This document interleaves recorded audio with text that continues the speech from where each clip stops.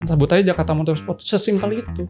Jadi nggak ada plan yang harapan sampai sekarang berjalan 8 tahun, stok sampai 60-70 unit nggak ada di kepala gue. Ini beneran kecelakaan dan kebetulan. Saat gue udah punya JMS, gue masih riding. Jadi gue tahu ternyata soul gue di sana. Sampai tahap tertentu, gue udah nggak pakai OLX sekarang. Kenapa? Karena gue udah bangun kolam di IG. Instagram gue. Oke. Alphard 2019, gue kejadian ketipu tahun lalu. Harganya 600 jutaan. Waduh. Siap. Ini punya Dirut dan reseh banget. Oke. Catat guys di sensor ini. Di sensor. Oke. This is the Buzzline, where branding, marketing, advertising, and selling come alive without scripts, no bullshit. Built on Buzzle's first-hand experience as a strategic partner, each conversation draws a single line where every story holds meaning, and that meaning shapes a game-changing brand. Are you ready to buzz? Rolling guys. Action. Oke, Wan, makasih banyak nih. Thank you. Udah berkenan mampir ke podcast kecil kita. Siap. Thank you udah diundang juga, Yas. Salah satu yang bikin gue pengen ngobrol sama lu karena belum pernah nih Wan gue ngobrolin soal dunia otomotif. Oke. Pas gue pertama kali ke toko lu aja, itu gue pertama kali loh Wan ke showroom motor. Pertama kali. Oke. Dan gue baru tahu harga motor segituan. Jadi itu buat gue tuh mengejutkan banget. Oke. Jujur sampai sekarang gue juga lupa sih itu nama motornya motor apa. Pokoknya bentuk-bentuk yang gue jarang lihat deh pokoknya. Oke. Tapi gue pas dikasih sama lu, yes ini di JMS yang ini harganya berapa ratus juta, yang ini berapa ratus juta. Gue lumayan terkejut kan gitu. Okay. Jadi gue pengen banyak mengulik sama lu soal kenapa sih ada brand yang bisa di dunia otomotif bisa seperti itu, kenapa market price-nya bisa terjaga, kenapa demand-nya tinggi. Gue pengen mengulik soal itu juga, termasuk juga pengalaman lo membangun toko JMS, dan juga sekarang ada di Dream Car ya, ya. Jadi ada yang motor dan mobil, gitu. Kita podcastnya santai banget karena unscripted, semuanya itu spontan, Wan. Oke, siap. Nah, Wan, mungkin gue pengen nanya awal dari kenapa lu bisa tertarik ke dunia otomotif, Wan? Apakah karena lu anak motor? Gimana, Wan? Izin sharing. Jadi zaman dulu itu gue dibeliin bokap motor. Gue pertama kali emang dari SMP itu emang gue hobi motor. Dari modif motor, gonta-ganti gitu. Tapi gue itu dulu anak yang lumayan, ini beneran ya, nggak tahu diri. Habis diganti, minta beli lagi. Sampai tiba di saat gue beli motor 4 silinder. Itu namanya GTX 6R. Lu telan dulu karena ini buta pasti lu. Oke. Pada ngerti kan nih guys? Ngerti ya? Oke. Jadi gue beli motor itu dan suatu saat gue pengen jual.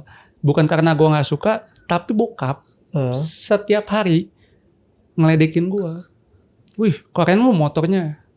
Ini pasti abis ini mau nongkrong nih sama teman-teman. Duit orang tua tuh. Di situ gue kena mental. Itu cerita nyata. Singkat cerita gue pikir-pikir, kayaknya gue harus jual nih.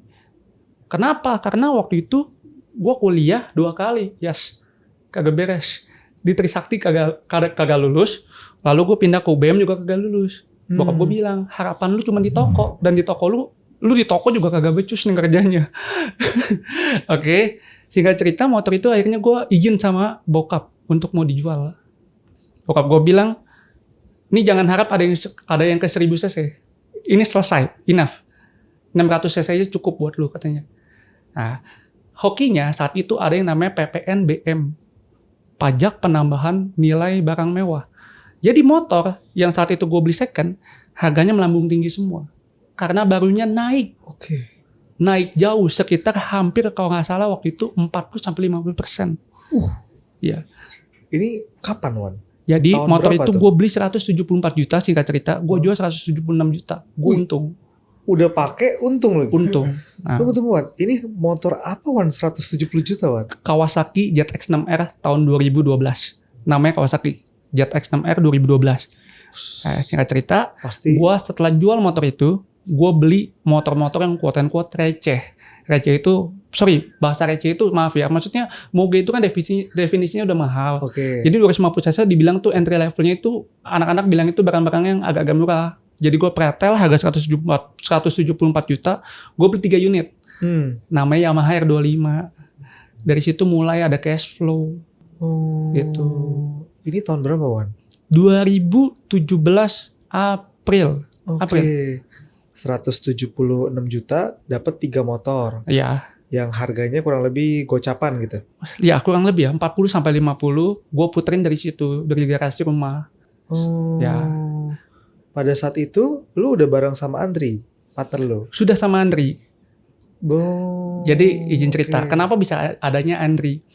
Gue singkat cerita dulu pengen banget punya bisnis sendiri karena pengen merit supaya bisa punya duit aja. Gambaran gue dulu gue pengen saving sebulan ya 5 juta sampai 7 juta aja gitu. Let's say kalau seandainya dikali setahun kita ngomong cepat aja 7 juta berarti kali 10 aja deh 70 juta. 2 tahun gue punya 140 juta, gue bisa merit. Karena bokap gue itu selalu bilang, lu gak boleh merit dari hasil jeripaya gue. Singkat cerita gue ajak Andri ngobrol malam dan gak ada angin, gak ada hujan. Dri, lu bantuin gue mau gak? Gue bagi lu persentase deh. Tapi di situ akal bulus gue mikir gini, ini gak berhasil. Andri juga masih selamat karena waktu itu Andri masih jadi sales di Honda. Gue pun selamat, gue masih punya toko. Jadi yaudah gue bagi lu komisi, lu bantu handle. Coba deh, gue atur deh nyari motornya gimana. Karena saat itu gue udah ngerti. Karena kalau di bisnis kayak gini tuh yang penting satu, belinya di mana, jualnya di mana. Gue udah tahu di mana. Yaitu cuma lewat marketplace sebenarnya. Sold out-nya gue posting di Instagram sebagai social proof. Singkat cerita, Andri mau, ya udah, gue tetap ke toko saat itu. Selama kurang lebih hampir 6 bulan gue masih makan gaji dari bokap. Tapi setelah 7 bulan gue decide, Pak, bulan depan jangan kasih gue lagi duit. Gue pengen keluar dari toko lu, gue pengen bangun ini. Jalan sampai sekarang gitu. By the way, toko apa Wan bokap Wan? Bokap jualan HT khusus Motorola. HT? Dealer. Walkie-talkie gitu? Iya, walkie-talkie. Tapi khusus Motorola dia. Dia udah 31 tahun. Ya, jadi udah seumuran gue tokonya. Tapi gue gak cocok. Oke. Tadi yang FJB, marketplace FJB apa Wan? Kaskus, OLX? Itu OLX. OLX, Facebook, Kaskus udah enggak. Oke. Saat itu mungkin masih ada sisa-sisaannya. Maksudnya masih ada beberapa orang ngepost di Kaskus, tapi gue udah enggak. Saat itu belinya di OLX, jualnya juga di OLX. Loh? Terkesan aneh ya. Lu beli dari OLX? Dari OLX, gue beli, gue foto ulang, gue jual lagi di OLX. Di marketplace, Facebook, OLX, begitu semua. Kok bisa ya Wan? Bisa. Nah saat itu juga gue berpikir, kok bisa ya seperti itu? Karena gue juga udah sebelum buka, gue tuh tanya sama temen gue yang udah mulai duluan. Ya, teman gue yang mulai duluan, jawabannya seperti itu. Cuman gue pikir lagi, kok ini gak rasional? Ternyata rasional. Karena saat lu beli, orang lain yang pengen beli motor itu kan nggak saat ini juga, nggak bulan ini juga. Bisa jadi 2 bulan lagi, 3 bulan lagi, dan itu jadi stok lu. Kita kan modelnya trading, kasarnya begitu. Mana yang punya modal, harus bayar dulu, jual lebih tinggi. Kasarnya begitu. Nah, jadi powernya kalau jual motor kayak gini sama mobil, powernya adalah dibeli. Ketika lu belinya udah bener, pasti cuan. Tapi jangan juga bohongin orang. Gitu. Pada saat itu, lu udah membangun brand JMS Wan atau masih pakai nama lu pribadi? Udah, malam itu juga gue decide gini, Dri, kita bikin namanya apa yang gampang ya? Waduh bingung, nama gak usah susah-susah dah. Kita tinggal di Jakarta, sebut aja Jakarta Motorsport, sesimpel itu. Jadi gak ada plan yang harapan sampai sekarang berjalan 8 tahun, stok sampai 60-70 unit gak ada di kepala gue. Gak ada di kepala gue, sama sekali. Ini beneran kecelakaan dan kebetulan. Gila Wan. Nah sama sharingnya ya. Iya. Gue juga kadang-kadang bingung makanya. Kalau lu pernah dengar ya orang-orang pengusaha-pengusaha yang gede gitu. Kadang-kadang kalau ngomong tuh, kalau di flashback 5 tahun lalu apa yang akan lu lakukan? Gue jujur ya, gue disuruh ngulang gue nggak tahu bisa jadi apa enggak. Karena gue percaya segala sesuatu halnya itu ada momentumnya. Gue disuruh building lagi saat ini mungkin secara Instagram ya gue ngerti, tapi peluangnya itu udah nggak sama kayak dulu. Gitu.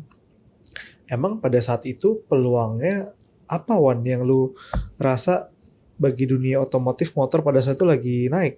Oke. Sebenarnya tepatnya gue nggak melihat ini sebagai usaha yang bakal bisa growth. Yang seperti yang tadi awal gue bilang, gue hanya pengen bisa nabung. Dan angkanya pun dengan barang omset istilahnya segitu ya paling murah 40-30 juta. 7 juta itu menurut gue sangat-sangat make sense. Makanya gue nggak berpikir untuk growth.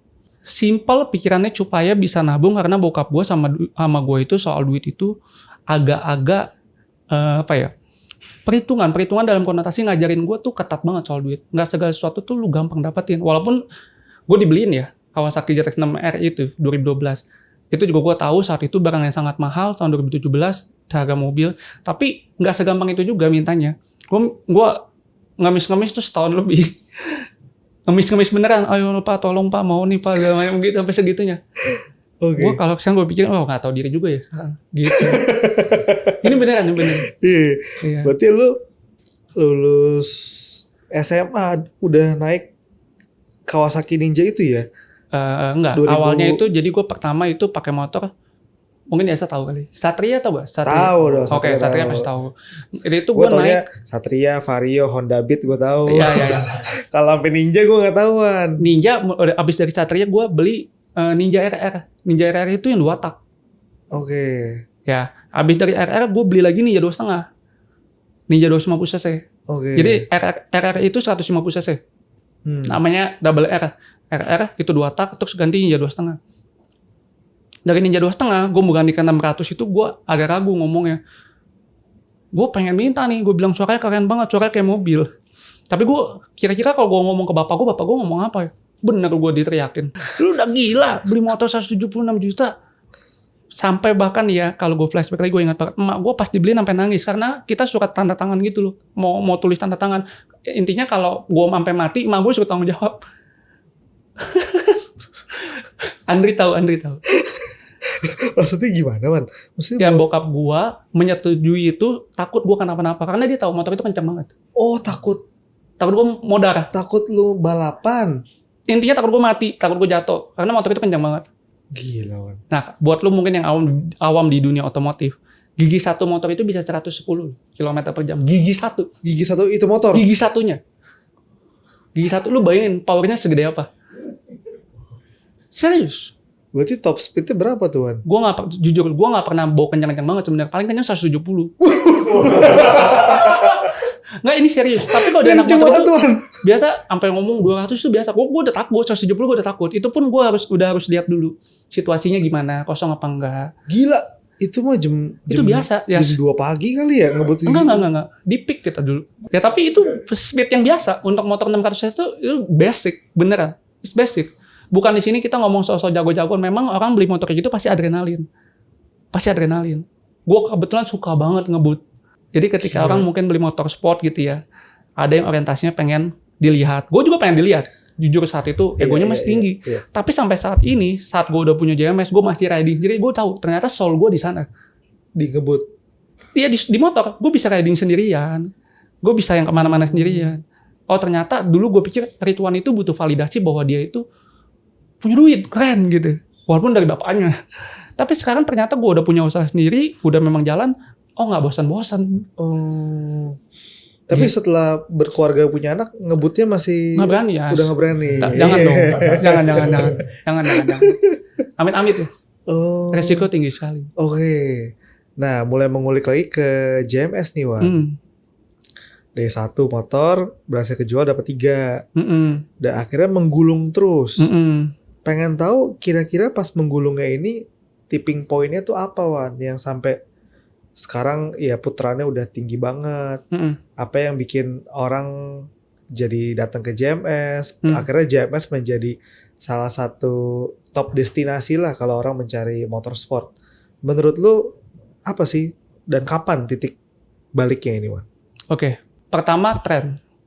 Suka nggak suka boleh tanya kalau Yasa punya teman yang bergeraknya di bidang hobi, terutama luxury, entah itu jam tangan mewah, mobil mewah, motor mewah, yang pokoknya yang high end, itu terpengaruh banget pas waktu zamannya Indra Kents. Boleh tanya semua orang. Siapa, Wan? Indra Kents. Saat zaman flexing begitu gila, itu penjualan naik. Itu ada fungsinya ya? Ya, impactnya gila banget. Dan ini gue udah share sama teman-teman gue yang lain, yang main mobil-mobil yang gak make sense, yang tadinya let's say mungkin keluarnya itu sedikit bisa kali 2 kali 3. Karena Gila. Kena konten flexing. Berarti sampai sekarang yang orang-orang suka flexing tuh sebenarnya bermanfaat ya buat perputaran bisnis lu ya, Wan ya? Sebenarnya saat itu mendongkrak banget. Saat itu. Oh. Ya. Tapi pertanyaannya sampai saat ini kan udah selesai nih eranya nih. Apa yang bikin gue bertahan, gue izin jawab. Jadi motor itu sama mobil itu susahnya adalah bagaimana cara lu menemukan harga yang murah. Murah buat kita, bagus, dan bisa dijual kembali. Nah, satu-satu, Wan. Gimana nemuinnya dulu? Iya. Nemuinnya itu sebenarnya semua proses compounding. Awalnya lu harus nyoba di satu motor yang memang lu harus beli aja dulu. Lu jangan mikirin nanti profitnya berapa. Dulu pertama kali gua beli motor yang akibat gua jual JTX-6, gua ada nyangkut satu motor, harga 150 juta, gua profit cuman gua peceng. Masa, Wan? Demi Tuhan. Karena bisa, motornya Wan? bekas crash. Ketahuan sama si customer Nggak ya? ketahuan. Gua sendiri nggak tahu bahwa itu bekas crash. Oh, lu sendiri Nggak tahu. Jadi lu belum punya sistem inspeksi yang bagus pada saat Bagus. itu? Modalnya cuma satu, nekat.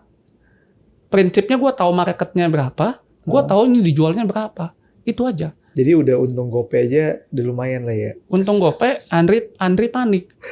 Nggak bisa nih kita jualan motor kayak gini, nggak bisa punya duit. Salah gue bilang, justru karena lu udah tahu tipe, gue masih ingat tipenya Jet 800. Buat yang tahu mungkin nanti di YouTube bisa. Ini Kawasaki Jet 800. Ya, intinya singkat cerita, Andri bilang dia nggak mau beli tipe itu lagi. Kalau gue terbalik, karena gue udah gagal di sini, gue udah tahu angka sebenarnya berapa dan niatnya itu kondisinya seperti apa.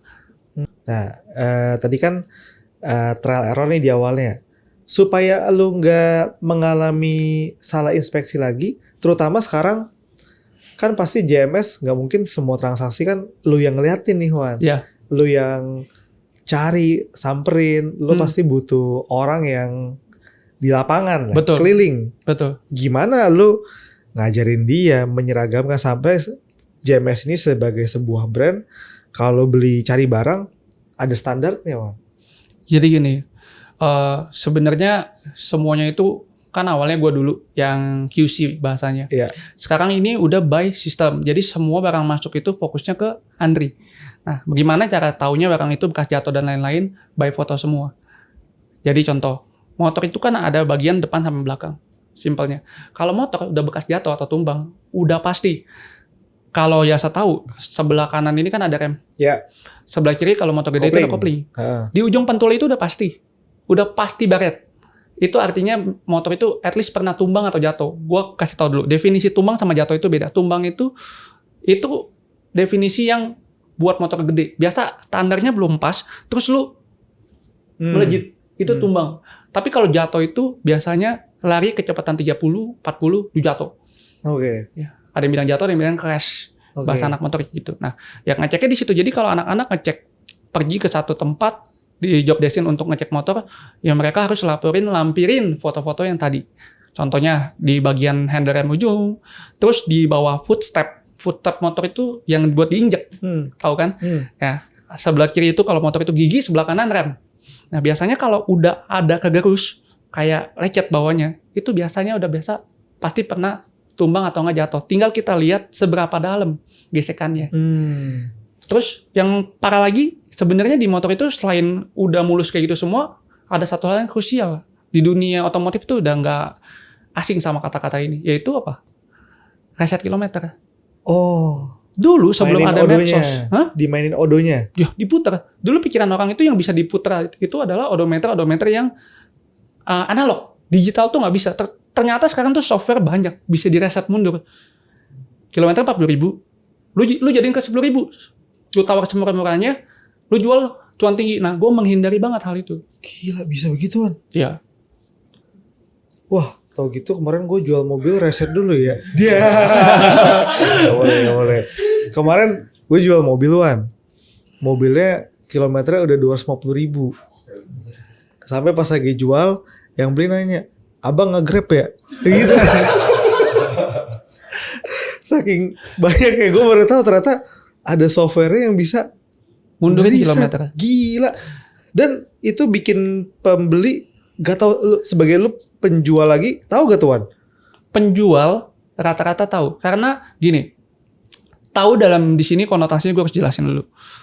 Kita hanya bisa mengira-ngira karena tidak ada yang pasti. Tapi biasanya, misalkan Alphard kilometer 150.000, gue harus bahas ke mobil ya. Alphard kilometer 150.000 dengan Alphard kilometer 20.000, pasti interiornya beda. Warna catnya beda. Nggak mungkin lah Alphard 150.000 masih sekinclong 20.000. Iya. Even lu auto detailing, ada hal-hal tertentu yang nggak bisa dibohongin. Contoh, setir. Biasanya kulit, orang bahasanya di mobil tuh kulit jeruknya itu udah habis. Udah licin. Knop yang di sini buat shifting gear itu biasanya udah kayak warnanya bule. Apakah semua orang ngerti? Ya enggak. Jadi kasarnya itu kalau begitu bahasa nggak enaknya ya. Yeah. Kalau dapat mobil kayak gitu, biasanya orang bilang tunggu bebek hanyut aja. Apa tuh? Bebek hanyut orang nyasar, nggak ngerti beli. Oke. Iya, bahasanya kayak gitu. Oke. Nah tadi kan awal ada yang penting inspeksi, cari barang. Yang kedua tadi apa, Wan? Yang pertama Cari ya lu barang. harus bisa beli motor tuh harus bisa inspeksinya. Inspeksi udah itu lu harus dapat barang yang murah buat lu dan Dapat bisa dijual barang kembali. Oke. Terus kondisinya juga harus sesuai. Oke. Iya. Sama yang tadi lu beli di mana sama jual di mana. Ya. Nah, yang jual di mananya gimana, Wan? Jadi awal-awal gue jual itu kan beli di OLX. Beli di OLX, jual di OLX. Misalkan. Ini kan iklan banyak nih, ada 100 unit atau enggak 1000 unit gitu. Kalau di OLX buka kan. Misalnya result untuk Ninja 2.5 di Indonesia 1046 misalkan barangnya. Dulu gue berpikir saat orang beli, oh ya udah, kita nggak bisa jual lagi. Dalam arti kan hal yang bodoh ya. Lu beli di OLX, lu jual lagi di OLX. Ternyata saat lu beli, lu ada hoki lagi untuk bisa menjual lagi gitu. Karena tidak dalam satu hari itu tidak semua orang itu punya kebutuhan yang sama untuk beli motor. Bisa jadi dia kepengen belinya 2 bulan lagi, 3 bulan lagi, atau enggak besok. Jadi beli di OLX, jual di OLX. Sampai tahap tertentu, gue udah nggak pakai OLX sekarang. Kenapa? Karena gue udah bangun kolam di IG. Instagram gue. Oke. Iya, gitu. Jadi sekarang platform penjualnya ya di Instagram. 99,9%. Oh, oke. 99,9%. Oke. Nah, balik lagi ke gue pengen tahu pertumbuhannya nih, Wan. Dari yang 1 motor, 3 motor. Ngegulungnya supaya bisa terus jadi bola salju ini gimana, Wan, ceritanya, Wan? Jangan dipakai duitnya. Oke. Bener-bener beli barang lagi. Iya. Jadi kalau gua, terutama JMS, gue itu paling takut megang duit. Ketika gue megang duit. Iya. Ketika gue megang duit, artinya nggak ada barang yang bisa gue beli, artinya duit gue mati. Artinya JMS lagi tidak berkembang. Jadi ketika gue punya duit, cadangan banyak, artinya ada something. Harus dijadiin motor lagi harusnya. Harus jadiin motor lagi. Even itu untung 500.000 atau 1 juta, itu better dibanding tidak. Oh. Karena gue berpikir itu bukan 500.000 atau 1 jutanya. Oke. Tapi dengan jasa beli di gua, misalkan gue untungin lu Ninja 1,5 juta. Dengan jasa beli, jasa mungkin bisa Next time ngomong ke temennya beli di mana. Itu satu unsur. Yang kedua bisa jadi, mohon maaf, bisa jadi suatu saat jasa duitnya lagi nggak ada, harus jual motor, kan gue bisa buyback. Iya. Gue margin di situ.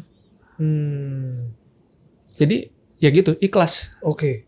Wan, gimana caranya lu sebagai pengepul motor ini punya kemampuan membaca market produk mana yang lu mau nyetok, Wan?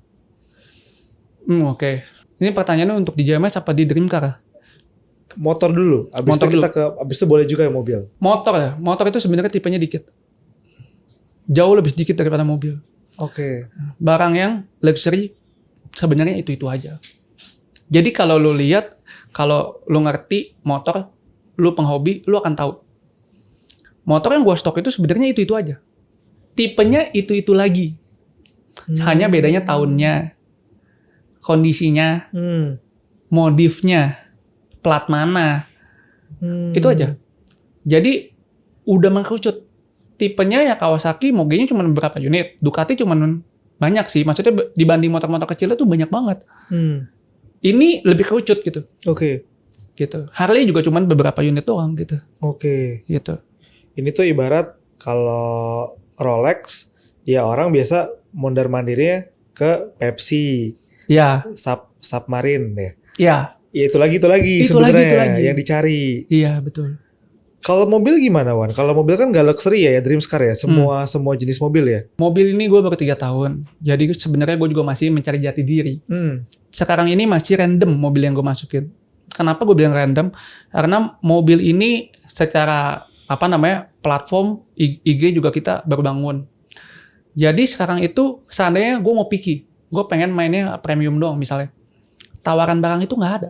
Susahnya di situ. Maksudnya gimana Wan? Tawaran barang itu maksudnya gini, kita Gak ada itu yang kan mau jual. iya, yang nawarin tuh belum kerucut. Jadi kita terima mobil apapun selama masih make sense, harganya masuk, apa aja dibeli. Belum kerucut kayak JMS. JMS itu jelas 250 cc up. Kalau mobil itu sebenarnya kalau mau terkenal banget, mau istilahnya mau gede, ya nggak boleh broad, nggak boleh. Misal gue only main misalnya premium doang. Premium tuh konotasinya mungkin minimal Pajero Fortuner. Mobilnya ke bawah jangan dimainin ya gitu. Itu orang akan lebih kenal. Dream Car yang mana sih? Itu tuh yang minimal mobilnya misalkan leather frame, Pajero. Atau enggak yang khusus BMW, khusus Mercy. Gitu-gitu. Gue itu masih kadang-kadang masih ada Mobilio dan lain-lain gitu. Jadi kalau mobil gue belum bisa jawab. Tapi kalau seandainya pertanyaan Yasa, bagaimana cara ngeliat market yang jalan apa enggak? Sebenarnya gampang. Kalau kita di jalan raya, di tol, kita lihat aja mobil yang banyak ya berarti itu marketnya banyak. Berarti itu lu potensi buat nyetok. Potensi mau nyetok kalau ditawarin dan harganya masuk. Problemnya gini, semakin banyak mobil, semakin luas juga persaingannya, semakin sempurna pasarnya, itu nggak gampang jual juga kadang-kadang. Kenapa? Karena semua orang punya barang. Susahnya di situ. Makanya kalau gue sharing sama teman-teman mobil yang nggak bisnis motor bilang, bisnis lo enak ya katanya. Motornya, kenapa? Niche banget. Ya susah juga. Nanti kalau seandainya gue bilang bisnis motor enak, niche banget, ya bener sih, niche banget. Tapi kalau nggak laku bilangnya apa? Pasarnya terlalu kecil katanya niche market. Mobil begitu pun gue bilang, barang lo enak loh, semua orang nyari. Masalahnya pemainnya juga banyak. Jadi plus minus. Makanya gue ada di 2 industri itu. Dan kebetulan gue cuma ngerti di otomotif. Gitu aja. Berarti kalau tadi lu bilang cari yang di market kan yang kita paling banyak lihat mobil di jalanan Wan. Tapi lu bilang kan nggak bisa juga karena berarti kan semua punya barang. Berarti nggak bisa logiknya gini dong. Kalau gue mau nyetok mobil ya gue cek aja penjualan mobil tertinggi sekarang ini siapa. Misalnya sekarang nomor 1 orang paling banyak jual Zenix nomor 1. Bukan berarti gue harus nyetok Zenix. Karena berarti kan pemilik barang lagi banyak di Zenix sekarang. Oke. Kalau gue enggak. Jadi gini ya. Mobil itu terutama kendaraannya. Ini sebenarnya nggak bisa di ngomong mana yang banyak, mana yang sedikit, jadi stok apa nggak stok. Permasalahannya di dunia ini ya, di dunia jual beli mobil second dan motor second, dapat barang aja susah. Dapat barang aja susah. Jadi nggak semata-mata lu mau apa terus langsung dapat, ditawarin gitu. Jadi pasaran banyak Genix misalnya. Ditawarin Genix, ya pasti gua ambil. Selagi harganya masuk, kondisinya sesuai, itu aja. Jadi sebenarnya bukan berarti demand banyak atau enggak, tapi belum tentu juga ada barang bagus yang lo bisa beli. Betul. Oke. Dan PR-nya ada lagi ketika barang yang kita udah beli, udah masuk. Kita harus nurunin ego juga. Kita berasa dapat barang tuh susah. Kalau di dunia mobil ya. Profitnya target misalkan 20 juta. Harusnya 15 juta ditawar. Kita misalnya tawar nih, cuannya cuma 15 juta. Lu tahan tuh maksudnya lu nggak jual. Bisa jadi nanti berbalik rugi kalau mobil. Karena depresiasinya kencang. Apalagi mobil yang masih baru umur 2 tahun, 3 tahun. Apalagi mobil listrik, Wan. Apalagi mobil listrik. Itu lebih amit-amit lagi. Dengar-dengar kan katanya mobil listrik ini bikin pedagang mobil ketar-ketir ya.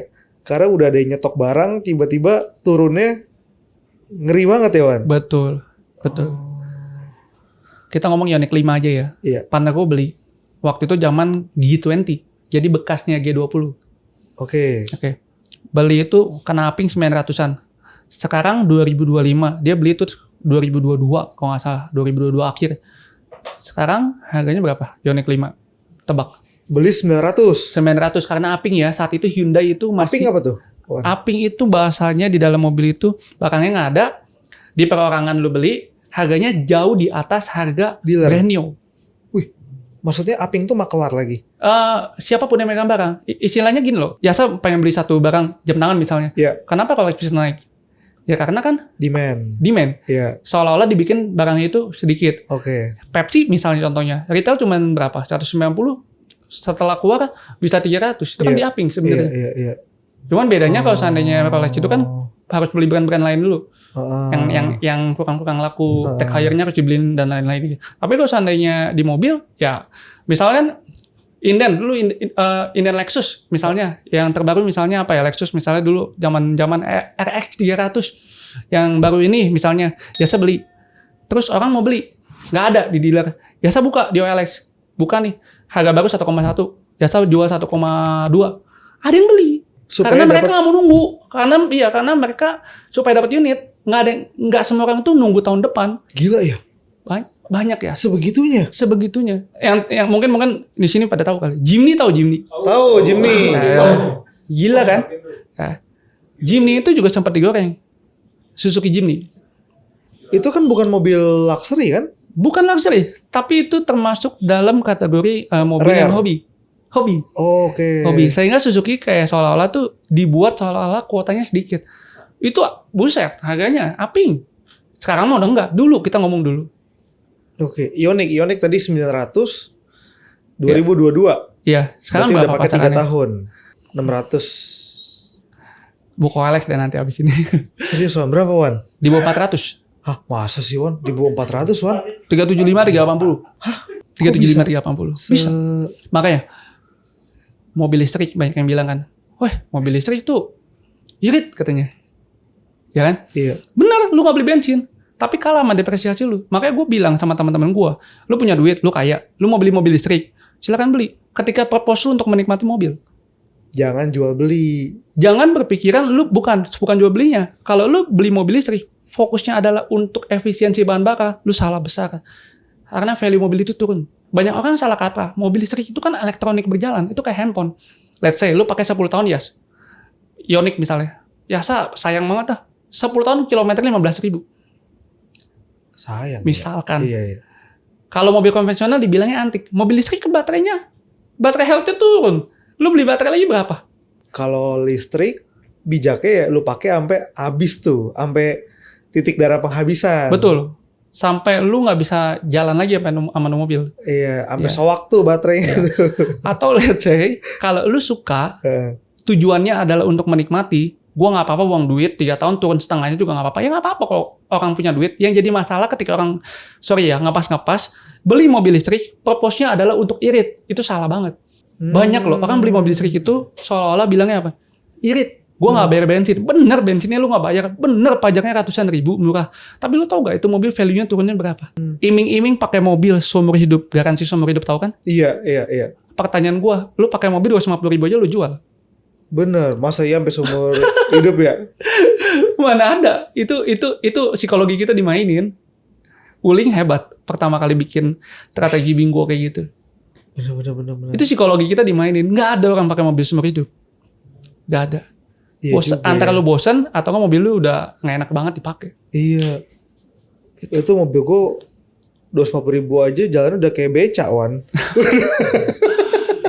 Udah bunyi Wan, gede. Wah gila, ini membuka mata nih Wan. Nah gue ada pertanyaan. Balik lagi ke sini dulu Wan. Kenapa kalau di JMS lu udah fix dari awal luxury, kenapa nggak dream car dari awal lu langsung fix luxury juga aja Wan? Satu, gue juga ngomong, mobil itu beda gamenya. Kedua, modalnya terbatas. Modalnya terbatas. Modal mobil luxury Biasa mau invest. itu, waduh, baru mau minta Basel diinvest lu Wan. Ya, Modal modalnya untuk bikin terbatas. luxury mobil ya. Ilmunya beda. Heeh. Ditambah lagi, seperti yang gue bilang, JMS kebetulan saat gue masuk itu, kita bisa nyari barang itu di OLX. Ini beda motor sama mobil ya. Gue buka dapur di sini. Motor itu bisa dicari di marketplace. Anehnya seperti itu. Oke. Mobil Oke. tidak bisa. Karena marketplace OLX mobil itu 80% isinya pedagang. Kalau OLX motor pemilik. Balance 50% sama 50%. 50% pedagang, 50% Pemilik. pakai. Oke. Itu realita. Anggaplah gue decide, gue punya modal, gue diinjek orang, diinvest. Gue mau main nih sekarang minimal gue maunya mainnya BMW 2016 ke atas. Nggak bisa dapat barangnya juga. Jadi harus pelan-pelan. Compoundingnya pelan-pelan. Nggak bisa hari ini lu maunya apa, beda kan. Kalau mungkin selama ini kan tamu-tamu di sini mungkin kan parfum, baju, pengen rame. Produksi, selesai. Kita nggak bisa. Jadi harus dijaga juga cash flow-nya. Ada duit, nggak ada barang, salah. Ada barang. Ada barang, nggak ada duit, salah juga. Jadi ngebalance-nya itu agak-agak susah juga sih. Gitu. Oke, nangkep. Nah Wan, ini kan kalau kita lihat jualan mobil itu kan adalah barang komoditas ya. Dalam arti kalau antara showroom A sama showroom B, mobil ataupun motor, sebenarnya menjual barang yang bisa aja sama lah gitu. Ya. Jadi di showroom ini motor dan mobil yang menjadi diferensiasi kita apa Wan? Apakah pinter-pinteran lu cari barang yang rare, customer service lu yang sangat oke, harga lu yang lebih murah? Apa sih Wan yang jadi USP-nya nih showroom di game industri ini Wan? Oke. Mobil dulu apa motor dulu? Motor dulu boleh. Motor. Jadi kalau di JMS itu gue jujur ya, di level, maksudnya JMS sekarang brand udah berdiri 8 tahun ya. Gue mau bohongin orang tuh gampang banget ya. Gampang banget. Mainin Odo maksudnya? Iya. Apapun. Udah sangat-sangat gampang karena gue udah dapet trust. Gampang banget untuk gue bisa dapet cuan kali 2 kali 3. Tapi problemnya gue gak mau lakuin. Iya. Nah, jadi itu yang harus dipegang. Pertama, lu harus jujur sama diri lu sendiri. Value lu bangun apa? Kalau lu lihat bio-nya JMS itu, gua jelas-jelas tulis tagline-nya low KM spesialis. Saat ini menurut gua kayaknya gua the only one yang pakai tagline itu dan gua bener-bener walk the talk. Mungkin gua nggak sindir siapapun, tapi banyak orang itu kadang-kadang amati tiru modifikasi, tapi yang diamati tiru modifikasi cuma omongan gue doang, tapi secara praktikalnya nggak semua orang kadang-kadang tahan sama duit. Depan mata 20 juta, depan mata 30 juta, kenapa gue harus cuan cuma 10 juta? Gue puter aja. Nggak semua orang tahu kok. Gitu. Kalau mobil, lebih banyak lagi sih pemain yang kayak gitu. Nah makanya itu juga value yang lagi pengen gue coba bangun. Tapi kadang-kadang susahnya satu. Permasalahannya gini. Nah ini problem solvingnya juga gue baru ketemu sekitar 4 tahun yang lalu. Jadi awal-awal gue bingung ketika ada kasus ini gimana. Kasusnya itu adalah misalkan lu nggak riset kilometer, tapi yang riset orang sebelumnya gimana? Paham nggak? Gimana Wan maksudnya? Lu pihak kita enggak melakukan kecurangan, ngegulung kilometer, riset, bahasanya riset, direset, dimundurin. Iya. Tapi lu dapat mobil itu memang keadaannya udah dalam kondisi riset dan kita pun nggak tahu. Pemilik sebelumnya ini. Iya, pembeli sebelumnya beli showroom lain, ternyata di riset. Terus dia jualnya ke kita nggak sadar. Kita udah inspeksi, namanya manusia ada human error. Itu gimana cara siasatinya? Ternyata kita, selain kita harus benar-benar dagang itu jujur, selain kita dagang itu harus benar-benar punya value, dan kita juga harus punya kejujuran. Customer itu yang gue pelajarin, behavior-nya itu sebenarnya bukan mau barang bagus. Tapi mereka nggak mau dibohongin. Ketika lu ngomong fair, Pak, sorry ya Pak, ini mobil, kemungkinan odometernya nggak asli Pak. Bapak mau gak saya jual tapi di bawah market? Mereka akan terima. Tapi ketika lu jual bilang, asli gak? Oh asli. Odometernya 100%. Dia cek. Palsu. Ngamuk Yas. Tapi kalau lu ngomong dari awal, lu jujur, ngomong hati ke hati, itu gak akan marah. Karena udah ngomong dari awal, Bapak mau gak? Alasan apa saya harus beli mobil kamu? Nih Pak, marketnya 200 juta. Bapak beli di saya 170 juta. 30 juta Pak. Mobil gak kenapa-napa Pak. Cuman kilometernya aja kayaknya gak asli. Jadi gue gitu. Selesaiin problem solving gue. Jadi ada yang tanya, JMS gimana cara ngatur 70-an stok semuanya harus bagus semua? Gue bilang gak bisa. Gak bisa. Pasti ada human error. Kitanya bener, orang kita gak bener. Orang kita bener, dibohongin sama orang sebelah. Bagus banget Tuan. Jadi sebenarnya membangun brand itu ya paling sulit itu di industri lo konsisten untuk jujurnya ini ya. Karena banyak ilmu hitamnya. Banyak yang pemain-pemainnya. Nah, gimana kalau kejadiannya ini ke karyawan, Wan? Dimana karyawan yang mainin harga, mungkin gak tuh? Misalnya karyawan lu yang gak tahan, aduh gue jual lebih tinggi deh. Gak mungkin ya, karena masuk ke rekening perusahaan semuanya ya? Iya, semuanya masuk rekening. Oke. Kalau misalnya karyawan yang beli Wan gimana Wan? Karyawan yang beli, maksudnya kan karyawan yang beli cari barang, bisa ada celah gak tuh di situ? Karyawan beli belum pernah kejadian. Tapi kalau karyawan ngoper maksudnya ngoper itu ke showroom lain, gue nggak tahu. Maksudnya karyawan beli ini Wan, beli ke cari barang, bisa gak sih dia yang ada celah yang dibohongin kah? Jadi misalnya hari ini lu ada mau ngambil barang nih, ada 7. Kan nggak mungkin lu semua ngecek 7-7-nya nih Wan. Kirim 7 orang karyawan ke 7 tempat. Gimana memastikan, balik lagi ke awal, inspeksi 7 orang ini tuh kasih harga beli yang tepat ke si itu yang mau ngejual itu Wan. Oke. Gue jawab. Jadi proporsi, jadi gini, gue itu ada sistem komisian juga buat karyawan yang bisa nyari motor. Hunting di marketplace. Karyawan lu dapat komisi kalau dapat motor. Kalau dapat motor. Oke. Nah itu gue kalau sama Andri bahasanya selalu bilang, gue tidak menghalalkan, tapi gue juga nggak bisa ngehalangin. Itu hal yang nggak bisa dikontrol. Gue nggak mau pusing. Tapi selama itu barang dari gue, misalnya dari gue barang dari gue tuh bahasa gimana ya? Barang gue yang nyari, atau Andri yang nyari. Dia tinggal samperin. Iya. Tapi mereka tinggal samperin. Ya udah, itu mah ada ongkos jalan. Tapi kalau seandainya mereka yang nyari, mereka dapat komisi, ternyata bahasa di dalam dunia otomotif, ke dalamnya tuh berapa misalnya? Apa jong? Iya, maksudnya dia nyari nih Wan.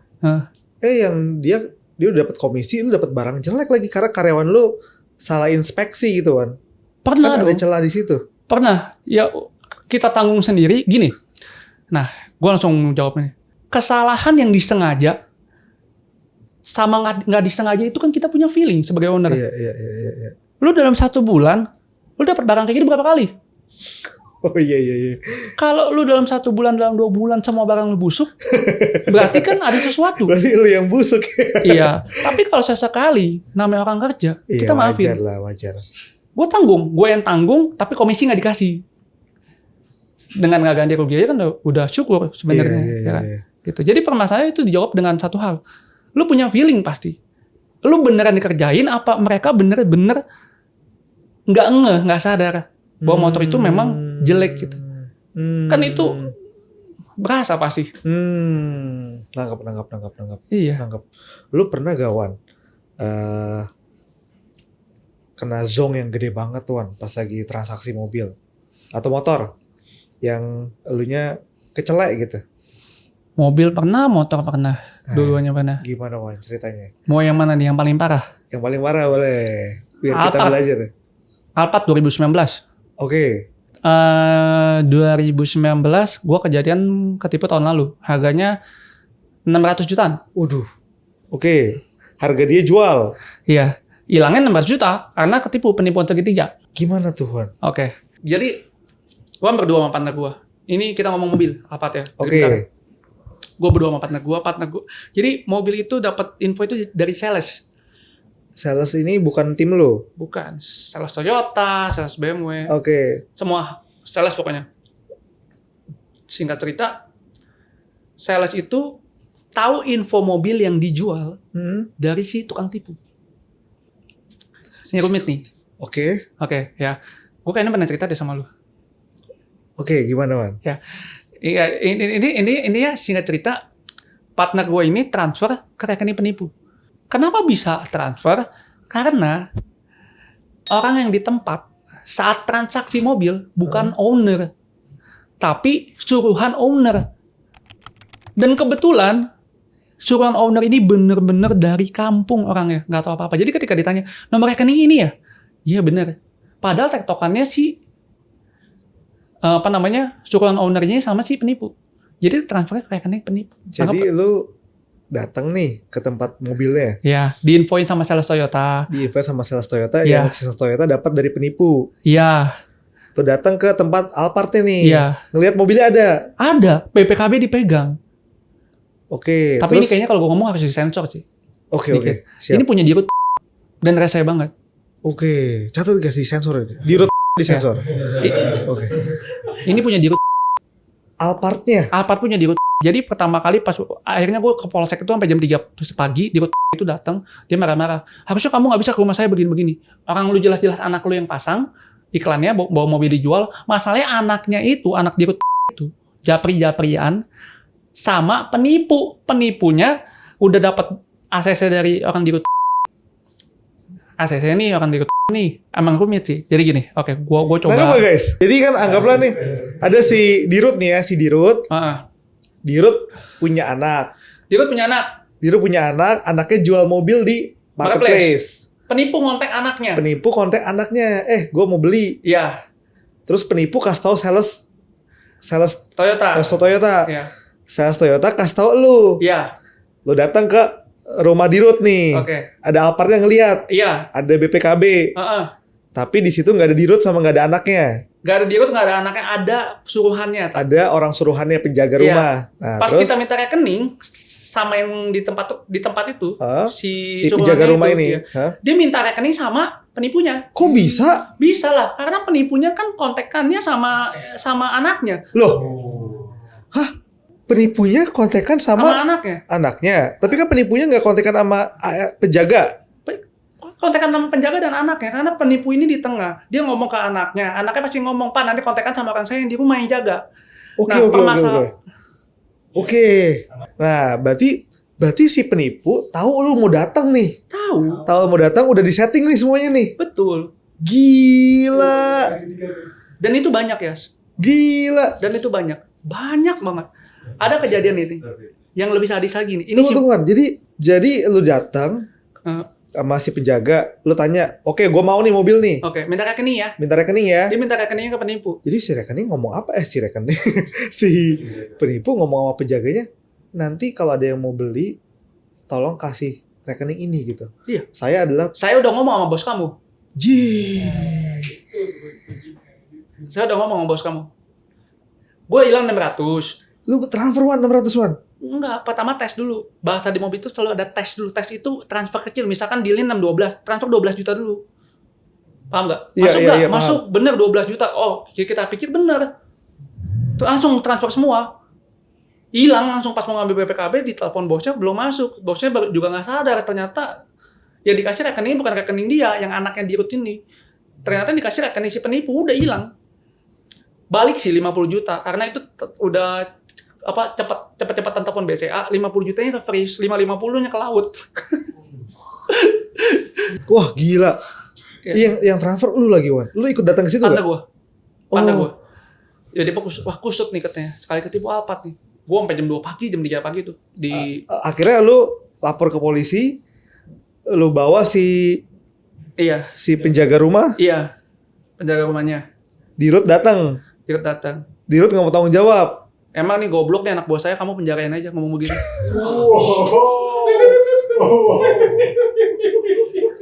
Kalau kita cari di Google juga ada di.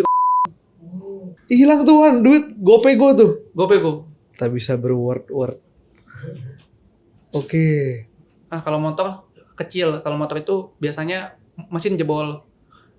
Mesin jebol. Oke.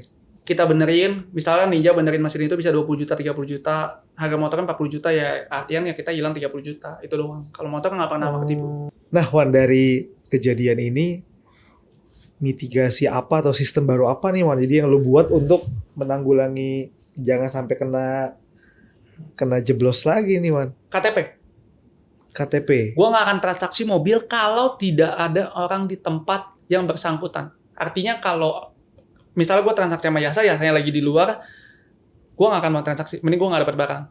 Yasa harus di tempat. Dan si ketika pemilik yang namanya sesuai dengan STNK. Penerima rekening. Bisa jadi Yasa beli second kan namanya nggak sama Yas. Sama mobil. Iya. Penerima rekening. Kalau lu mau transfer ke atas nama Yasa. Iya. Pokoknya harus di tempat. Yasanya harus di tempat. Iya. Mau transfer ke atas nama siapapun saudaranya. Walaupun dia bilang saudaranya siapapun. Nggak mau. Nggak apa-apa kalau di tempat. Karena gue bisa lihat. Nih coba lihat mutasi kamu, cek. Kamu kabur ya aku tangkap. Paham nggak? Paham. Jadi bukan siapanya. Kadang-kadang kita nggak tahu siapa yang ownernya, delegasi siapa. Tapi yang pasti di tempat itu harus ada pemilik rekeningnya. Kalau mau transfer. Udah itu doang. Ilmu mahal ini. Mahal. ilmu dari uang sekolah belajar 500 juta lebih. Wah gila Wan. Oke. Nah itu akhirnya dari kasus tersebut Alphardnya jadi tetap dibeli gak Wan? Partner gue mentalnya juga kuat. Ya udah Pak, gini aja Pak. Alphardnya sekarang saya mau bayarin lagi. Supaya nutupin ruginya. Dirutnya nggak mau. Kenapa Wan? Kan dia tetap dapat duit juga. Ya itulah. Udah. Jujur ya Yas, gue belajar juga. Dunia tuh keras banget. Ya, dunia tuh keras banget. Kita nggak bisa berharap orang itu, kita bayar sama orang, kita nggak bisa berharap orang itu juga bayar sama kita. Kalau lu Buddhis, gue selalu pikir, gue nggak pernah gini orang, kenapa gue digini orang? Kadang-kadang entah kenapa jalannya itu aneh. Kenapa bisa begitu? Ya, intinya udah, Alphardnya nggak dibawa, duitnya hilang ya pulang udah. Move on udah, cari lagi. Waduh, kudu ngumpulin berapa mobil lagi tuh. Iya, cari buat lagi. tutup lagi satu Alphard ya. Waduh. Udah beres, cari lagi. Oke. Gitu. Tapi itu jadi pelajaran mahal ya Wan ya, dan pelajaran berharga ya. Uang sekolahnya kemahalan. Uang sekolahnya, wah. Kenapa nggak Avanza dulu gitu yang hilang 2012 gitu? Serius gue pikir gitu loh. Kenapa nggak Avanza gitu? At least kalau nggak Fortuner aja nggak apa-apa deh 2015 gitu, 2016. Kenapa harus Alphard 2019 lagi? Wah. Gue juga bingung. Dan itu lu bikin laporan polisi beneran diproses gak tuh Wan? Gue langsung, karena BPKB-nya partner gue saat itu kekeh, nggak mau dikasih ke orangnya. Jadi kita sama-sama ke Polsek. Jadi nggak bikin laporan, langsung sama-sama ke Polsek, diselesain langsung di polisi. Oke. Polisinya takut sama dirutnya, dibentak-bentak. Mau ngomong apa? No comment, udah nggak bisa ngapa-ngapain. Iya. Waduh, oke Wan. Nah, gue mungkin mau nanya ke depannya nih Wan. Oke. Dari JMS, dari Dream Car. Lu pengen bawa kemana Wan si showroom ini ke depannya? Yang JMS dan Dream Car ya? jangka pendek dan jangka panjangnya. Oke. Kalau JMS, gue punya impian itu, gue pengen punya kurang lebih 150 stok sampai 200 sebenarnya. Kalau Dream Car juga sama, sebanyak-banyaknya, tapi dengan artian segala sesuatunya harus maksimal. Karena di dunia industri jual beli motor dan mobil terutama, kalau ini pengalaman gue ya, bisa jadi salah, bisa jadi benar, tapi sepengalaman gue ketika kita mulai itu tiba-tiba langsung ditimpuk duit gede. Kita hanya berpikir bagaimana duit ini bisa dibelanjain tanpa tahu sebenarnya profit ROI-nya cukup memuaskan apa enggak. Nah, sekarang ini gue lagi coba maintenance, bangun sistemnya, gimana caranya gue bisa punya stok 150 kalau di JMS sampai 200, tapi cash flow gue, putaran gue tetap kayak yang sekarang, at least 50%. Artinya kalau gue punya stok 150, gue harus keluar 75 unit. Karena kalau sekarang stok gue 70, gue keluar itu estimasi di 35 unit. Nah, ternyata saat waktu kemarin dia datang ke BSD, sistem itu masih berantakan, ternyata stok gue 70-80, keluarnya cuma paling 20 unit.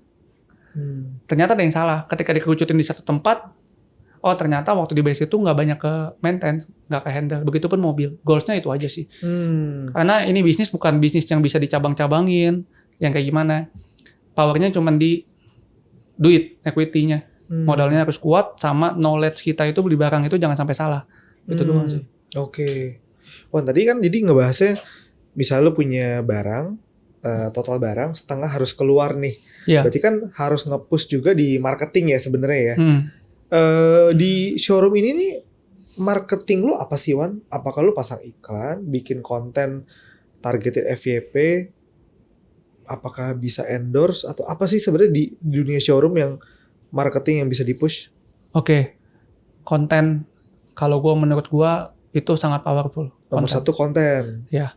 Nomor dua, barang itu sendiri. Jangan sampai konten lu sendiri overclaim. Oke, konten nih berarti konten di account Instagram JMS dan Dream Car itu sendiri. Iya. Yang lu konten itu lu bikin konten apa Wan? Nge-review produknya, kasih tahu ini kenapa barang ini rare, bagus, atau apa? Ya, terutama produknya. Terus barang ini langkanya seberapa langka biasa gitu. Tapi biasanya gue juga kasih point of view, gue bilangnya dari hati ke hati. Lo beli motor itu, kalau gue konten itu gue selalu bilang, yang gue terapin adalah gue biasanya connect ke audiens itu gue bilang, gue tahu Lu beli motor itu nggak semua orang itu bisa ngumpulin dalam 1 tahun ketemu duitnya. Gue ada customer dulu Gojek.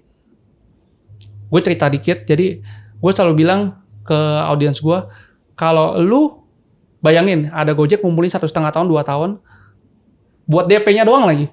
Terus motor yang lu beli, amit-amit, nggak sesuai kondisi, dibohong-bohongin lah, kilometer direset, bekas jatuh dan lain-lain. Nah itu konten yang gue pakai, gue sampaikan ke audiens gue seperti itu. Jadi gue ngomong dari hati ke hati, lu beli barang itu, terutama motor yang hobi itu, jangan nyari murah, tapi nyari yang sesuai value. Bukan juga yang over, yang kemahalan juga enggak juga gitu. Tapi lu harus bisa ngelihat sebuah motor itu value-nya sama harganya itu harus sama. Jangan sampai lu beli sebuah motor, kasarnya lu kesannya beli murah, tapi lu harus benerin lagi bla bla bla sampai puluhan juta. Ya gue sampaikan sih kayak gitu. Gue jadi selalu kalau ngonten itu gue selalu berpikir gue mau jadi orang yang apa adanya. Gue sampaikan apa yang pengen gue sampaikan. Biasanya kadang-kadang ngomong motornya sedikit, tapi gue sampaikan itu lebih ke arah hati ke hatinya. Hati ke hatinya tuh contohnya ya tadi, gak semua orang itu ngumpulin beli motor 3 bulan langsung ketemu duitnya. Ada yang 2 tahun itu pun ber-DP-nya. Bagaimana gue ngalamin, gue sebagai orang hobi motor, kalau gue beli motor tiba-tiba udah ngumpulin 2 tahun, motor yang gue beli busuk lagi.